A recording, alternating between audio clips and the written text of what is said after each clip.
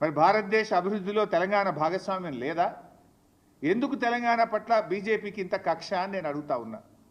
ఎందుకు బీజేపీ తెలంగాణ మీద పగబట్టింది అని నేను అడుగుతా ఉన్నా.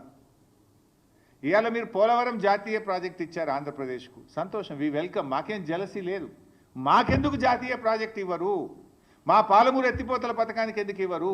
మా కాళేశ్వరంకి ఎందుకు ఇవ్వరు? మా సీతారామ ప్రాజెక్టుకి ఎందుకు ఇవ్వరు? ఆంధ్రప్రదేశ్కి ఆల్రెడీ పోలవరం జాతీయ ప్రాజెక్ట్ ఇచ్చారు. ఇప్పుడు రెండవది గోదావరి బండ్కచెర్లకు కూడా 80,000 కోట్ల రూపాయలు ఇస్తామంటున్నారు. దానికి 80,000 ఇస్తారు, పోలవరంకు 80,000 కోట్లు, దాదాపు 80,000 దాటుతుంది పోలవరం కూడా. అంటే 1,60,000 కోట్ల రూపాయలు ప్రాజెక్టుల నిర్మాణానికి ఆంధ్రప్రదేశ్కు సమకూరుస్తున్నారు. అందులో ఒక పై సంబంధమన్న తెలంగాణకి ఇచ్చారా? 1%, 1,600 కోట్లని ఇచ్చారా అని అడుగుతా ఉన్నా నేను. ఇయ్యనప్పుడు 8 ఎంపీలు బీజేపీ గెలిచి ఏం ప్రయోజనం?